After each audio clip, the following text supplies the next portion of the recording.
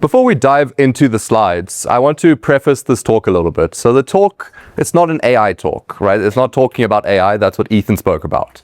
This is a talk about the real world, to talk about what we've seen as the MWR incident response team over the past 6 months. And those have been some of our busiest 6 months on record. But while we are talking about the real world, we're talking about 2026, it is impossible to differentiate AI and LLMs from cybersecurity. It's everywhere. I'm sure we've all seen the LinkedIn posts talking about how ChatGPT is our savior, generated by ChatGPT. But this talk focuses on the real world. AI is used as a theme and an example throughout the talk, but the focus is on what we've seen. But to begin with, talking about the hype, the fear, and the marketing, let's believe it. Let's say that everything has changed. Let's say that all of the news articles we see popping up here are all true, and the reason we trust them is because they're on the internet, so they must be true. And if everything has changed, as cybersecurity experts, we ask ourselves, what does this new threat landscape look like? With AI-powered tools everywhere, what are we dealing with in this brand new threat landscape? And to do that, I'm going to map it to a simplified cyber kill chain, something I'm sure all of us are familiar with. Initial access talks about them getting in. Persistence talks about them staying in. Lateral movement talks about them moving around. And goal execution, as it sounds, talks about them executing on their goals. So how are threat actors getting in this new world?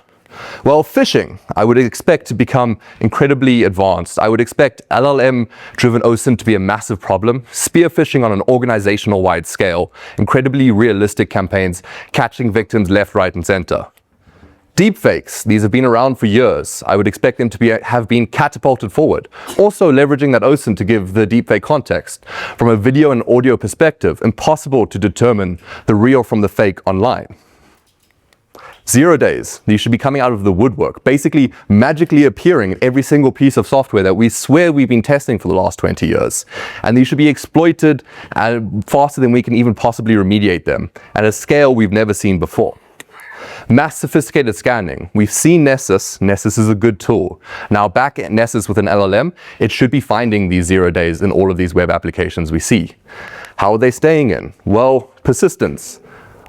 Malware. I expect malware to become almost impossible to detect, dynamically changing itself and bypassing our security products like EDRs with ease. I would expect the way that they're moving around, Active Directory misconfigurations, things we've known about for decades, to be found, identified, and exploited in a matter of minutes. Threat actors going from low privilege perspective to domain admin almost instantly. And then leveraging this, when they get to their goal execution, ransomware should be impossible to stop. The encryption should be more advanced. It should have better worming capability with that instant automated exploitation, and it should be easier for them to get in than ever. Data theft. Our data should basically be public at this point, right? With phishing, with mass sophisticated scanning, with 0 days, it should become incredibly easy for threat actors to exfiltrate data from our network and our cloud apps. And fraud, with phishing and deepfakes, it's impossible to determine the real from the fake online. I would expect this to become incredibly easy for threat actors. I would expect all of these things to be true, and I would tell you guys one thing. AI is terrifying. Attackers are more sophisticated than ever before. They are faster than ever before. They can bypass all of our existing tooling. They're exploiting vulnerabilities we didn't even know existed, and they can impersonate anyone online. That's what the hype, the fear, and the marketing says.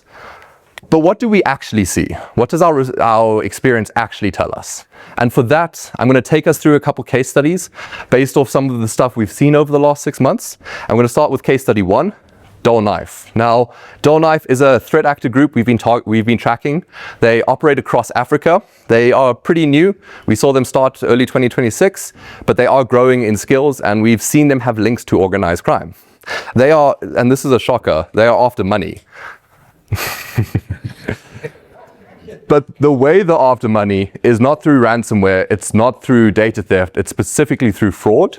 So they've been in positions to execute on ransomware, they've been in positions to execute on data theft, and they haven't gone for either. They've been incredibly focused on doing fraudulent payments to their own controlled bank accounts. So how are these guys getting in?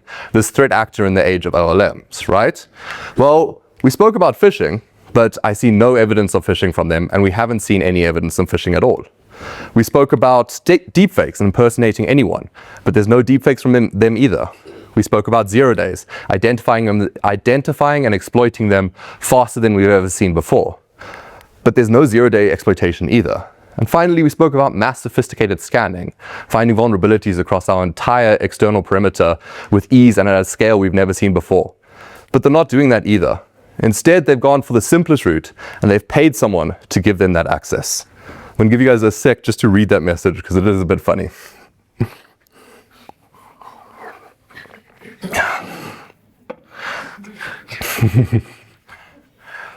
So we asked ourselves, as the MWR response team, if you have this new threat actor who's just paying someone to execute execute code for them, what are you doing? You probably don't have the skill set to deploy malware. And so we put ourselves in their shoes and we went to ask a professional. We asked ChatGPT, what do I do if I have access to a remote endpoint, humans can't access it all that much, and it has internet connection? And ChatGPT saw our malicious intent and as a secure product said, no, I will not tell you this. Until we said it was for maintenance, and then ChatGPT was like, nope, completely fine. And it introduced a really interesting idea for us. And this idea is nothing new. It introduced the idea of remote access tooling. Now, for anyone who doesn't know, remote access tooling is basically graphical user interface to a remote PC over the internet. You normally need identification number and a password to log in that's generated on the computer you're logging into. And then often you also need someone to accept the connection, or at least the initial connection coming in, and then you just get full access to that PC as if you've logged into it at home. A little bit slower because internet lag is a problem.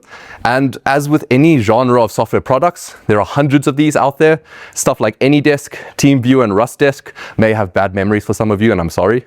But they didn't go for some of the popular ones that we've seen. They went for a new product in this range, or a newer product that we hadn't seen before. They specifically targeted Supremo. And we asked ourselves, why? Why Supremo? Why this one out of the hundreds that exist? And I do mean hundreds. There are over 100 that I've seen. And the reason they're targeting this one is because it's effectively good for their use cases, right? So it's a legitimate tool, which means its execution doesn't set off any alerts on EDR products. It's also code signed, so it doesn't look like malware. It has one-source user interaction, so the insider threat would deploy the malware, but it has an unattended password that you can set, a static password. So all the threat needs to do is give them the identification number of the computer, and then with that static password they can log in, and they can log in as much as they want forever, until the tool is removed or the host is killed. Basically, it's deploy once, use forever. And then it has also some nice side features for threat actors, file transfer and multi-session support. So if the threat actors did have a friend, their friend could hack with them. Basically, it's the only thing they ever wanted in a legitimate software package. And just to show you guys what this tool looks like, I do have a little bit of a video demo here. I hope this works. Yeah. So you can see here, it runs a system, which means it has full privileges over your computer. It has that's a secondary static password you see up there. You can see the remote identification number. It's running as a service, which we'll see a bit later. Then I pull across what I'm connecting from. I have a very secure password that no one's ever going to guess for connecting in, which is password. And then you connect in, and basically once you connect in, you get the full graphical user interface. You do see alerts down there. Don't worry, you can hide them through legitimate Windows means, not through malware. And you can access and exfiltrate files. Because it's running as a service, if I lock the PC, I maintain that access and I can just log back in and keep using it, which means it doesn't matter if you're locking the PC or disabling the user, it runs in the context of every user on the computer. And yeah, that's basically the tool. That's how they are getting in. That's that initial access. But how are they staying in? Now, they have access as an insider threat, but I imagine one of the things, if I were a threat actor, I would promise an insider threat is, I'm going to pay you and you're not going to go to prison. I think those are two important parts of being an insider threat, just from a requirements perspective. So they need to distance themselves from this insider threat account. And one of the things we have seen across all of the cases we've dealt with them, this insider threat's always an administrator over a server, and that's where they deploy Supremo. But they need to move laterally to a different account to embed their persistence there, so they aren't displaying the insider threat when they get identified and investigated upon. So they move to this idea of built-in Windows accounts. Now, if you install something like the Windows operating system, you'll see your account and the administrator account there by default. There's 3 more accounts that actually exist that you don't see unless you're in advanced management tooling. That's the default account, the WDAG utility account, which is a mouthful every time I say that, and the guest account. And the threat actor is specifically targeting these Windows accounts, resetting their passwords and enabling the users, then adding them to the administrator group because they know it's going to be there. They know those accounts exist on every Windows operating system. So it's a very static thing that they can do, a very static way they can embed their persistence. And then this is what they are using for persistence, is these accounts that they are targeting. And they're distancing themselves from the insider threat as soon as they possibly can from first execution of Supremo.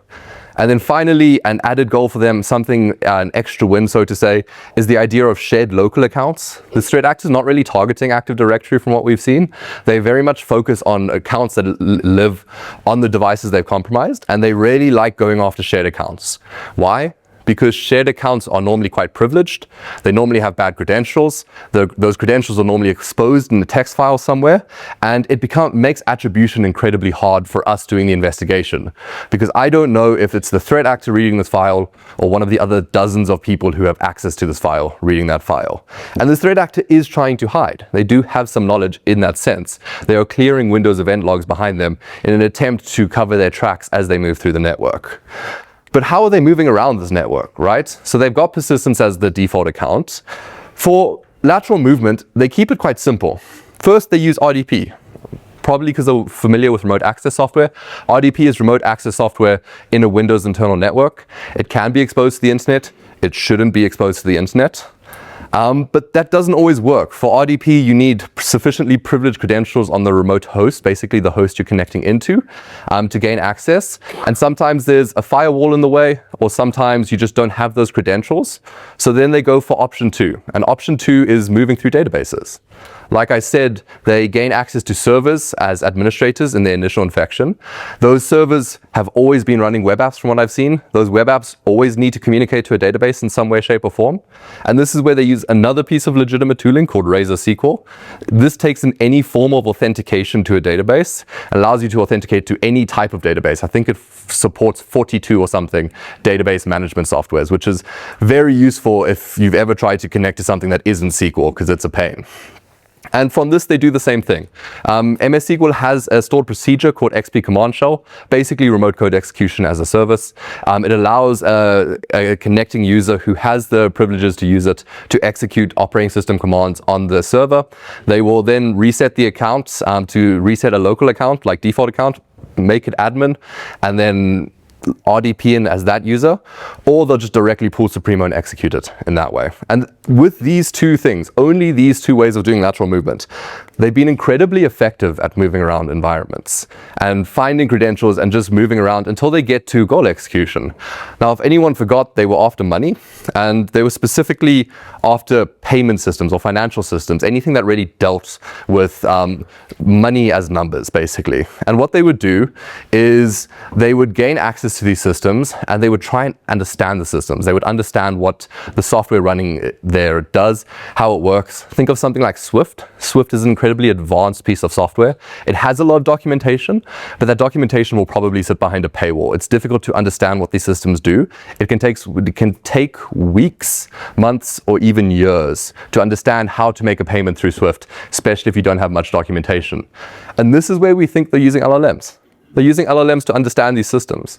They're speeding up the research they need to do by using an LLMs. And LLMs have become incredibly efficient at scraping the entire internet and are used on a daily basis by the experts who maintain these systems.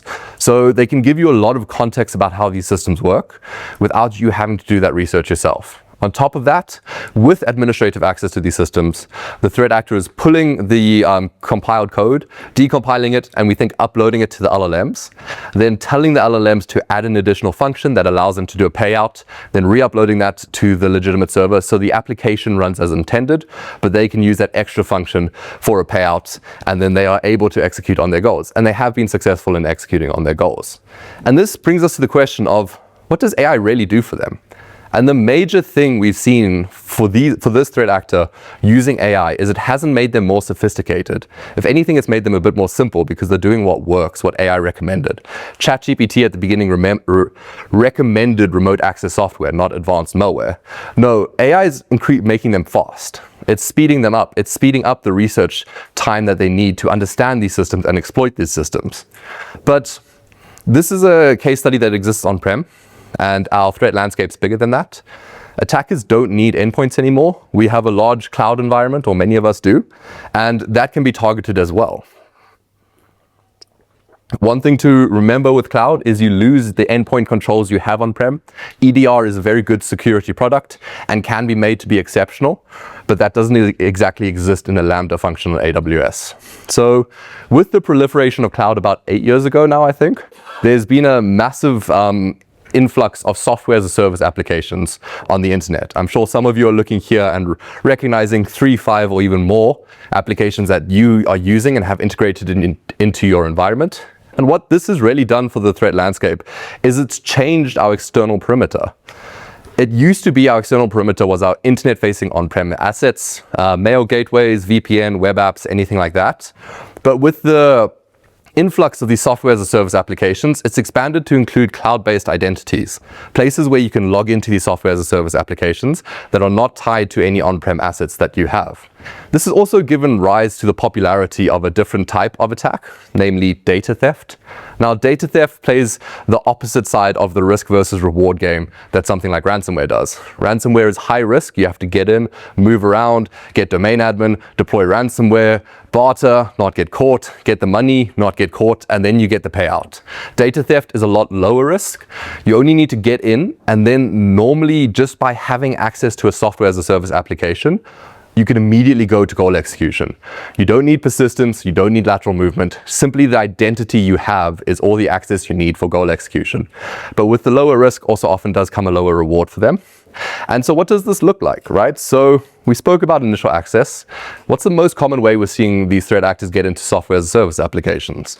And that's through info stealers. Now, the screenshot you see here, I'm not sure if you can read it in the back, but we sampled 20 random domains across Africa for leaked credentials, and we got over 500,000 records. Now, the 500,000 customer records is bad, but that doesn't give access to corporate data. The worrying number here is the 31,500 corporate records that have been exposed. Now, out of those 31,500 corporate records, do you believe that every single endpoint those identities can authenticate against has multi-factor authentication enforced? The answer is no. And that's all these threat actors need to do. They pull a list of credentials and they need to find a single endpoint that they can get a valid session identifier, a valid JWT or anything that doesn't require MFA, and they're in because then they have all the authentication material they need. And once they're in, they go straight to goal execution because they have all of the access they need. They exfiltrate the goal through the hedge and then they're off to the races. But there's another part of this, right? The internet doesn't only comprise of software as a service applications, even though it does feel like it often, but there's also our web applications. And web applications have been an attack surface for decades. And there's still an attack surface now. Now, we spoke about massive sophisticated scanning, 0 days, how we expect this new age of LLM threat actors to be hacking our web app, so to say. But the initial access we see is different. What we're seeing threat actors do is they're sticking to the basics. They're going for what works. You don't need to figure out a 0-day. You don't need to make a massive sophisticated scanner work if you aren't enforcing the basics like authorization on an endpoint that has access to personally identifiable information.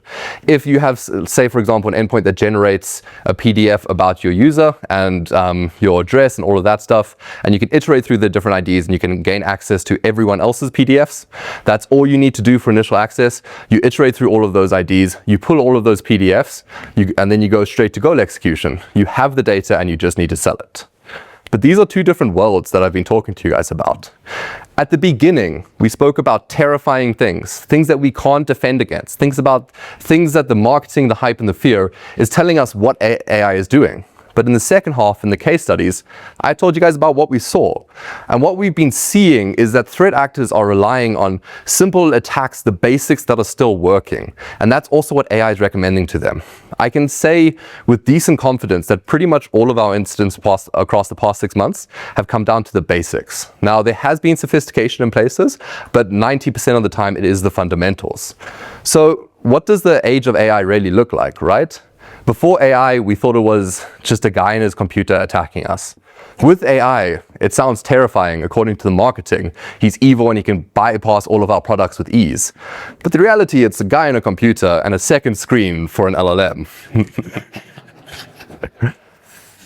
That isn't to say AI is useless. I don't want the takeaway from this to be that AI has no point, because AI is a fantastic tool. AI does enable some stuff. Firstly, it enables speed. It's speeding up threat actors. It's speeding up the time it takes them to research new vulnerabilities, to research how software works. It's making them understand things faster because you have someone that's teaching you, not necessarily always the best stuff, but at least teaching you. Because it's enabling speed, it's also raising the baseline. Now, a lot of people talk about AI as a force multiplier, and I generally agree with that, but it has a certain baseline it allows you to work off of, right? It tells you when you're doing stuff wrong, or at least some of the time it does. It tells you test cases you can look for. It has ideas you can bounce off of it to come up with new things that you wouldn't have thought of on your own. And it is raising the baseline. It's making the less sophisticated threat actors like the script kiddies actually a problem and actually have the ability to threaten organizations, targeting the simple vulnerabilities that have existed over the past 2 decades. And it's that specific concept, that specific thing of AI threat actors are keeping it simple. They're going with what works. For the decades now, we've always said threat actors take the path of least resistance. That hasn't changed. It's not magically redone. They're still taking the path of least resistance, and they're still keeping it simple. And it's important to remember that with all of this, the fundamentals are still fundamental. The security controls we put in 5 years ago aren't suddenly invalidated in this age of AI. The pen test we did 1 year ago, the results are still there if they haven't been fixed. I know everyone here has definitely fixed all of those results. So what now, right? We are in this age of AI. Everyone's telling us it's terrifying. So what do we do now, right? The first thing we do from an incident response perspective is we need to prepare. Every incident starts with preparation, and it's been years since the question of incidents moved from an if an incident will happen to when an incident does happen, because incidents are going to affect us all in some way, shape, or form. Incidents are an eventuality, not a question mark anymore. And when I talk about preparation, basically everything you want in an incident, every question you want answered, every security product you want present has to be done now. It's too late in an incident to complete your 5-year security plan that you've delayed for 4.5 years. It's too late to deploy EDR across your entire environment. It's too late to do anything except respond to that incident, because dealing with an incident is a full-time job for everyone involved. So what do we need to do to prepare? Well, we need to stick to the fundamentals. Now, while these are fundamentals, these are also incredibly hard things that I'm about to tell you guys to do. The first thing is EDR coverage, 100% EDR coverage across your environment. Every on-prem asset, every EC2 in the cloud that has running an operating system, get EDR coverage across all of it. EDR is a great tool. It's made an exceptional tool by configuration. Custom alerts, custom threat hunting queries, all of that stuff takes EDR from a very good tool and pushes it that step further. That's really what defines the difference between us being able to identify the threat actor versus us being alerted when the threat actor is there. And for context, the reason I say EDR is a great tool, especially for case study 1, is once we knew that threat actor was in and had compromised a single server, with simply the deployment of MDE across an environment, we were able to track them all the way from that compromised server to their goal execution, figured out how they did their goal execution, and then all the way back to their initial infection, figuring out who that malicious insider was as well.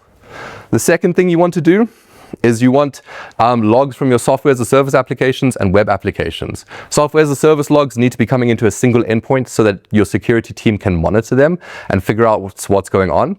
You need to make sure you have logging enabled on your web applications. And if you can throw those to your SIEM as well, that's also fantastic. We need that central point. We need that log information to figure out when stuff has gone wrong. And then once we know when stuff has gone wrong, we can figure out how it's gone wrong. For case study 2, what we did on the web applications is we would normally pick legitimate and illegitimate requests, figure out the differences there, figure out the indicators of compromise from those differences, and then you can track back, figuring out how they authenticated, figuring out how they performed all of their attacks. Option 3, secure your perimeter. Sorry, it's very small here and I didn't remember the word. Secure your perimeter, right? So we've been doing external assessments for years. I'm sure we all have. We've done a lot of work securing our on-prem perimeter, but it's incredibly important to remember that our perimeter is bigger than that. Our perimeter includes every cloud-based identity associated with the software as a service application that our organization controls, that our organizational data sits on.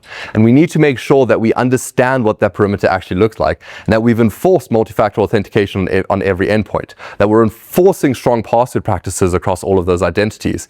Stuff like single sign-on does help here. It helps you reduce the amount of identities you're dealing with, but you need to make sure you understand every single endpoint that someone could authenticate against with an identity that has access to your organizational data.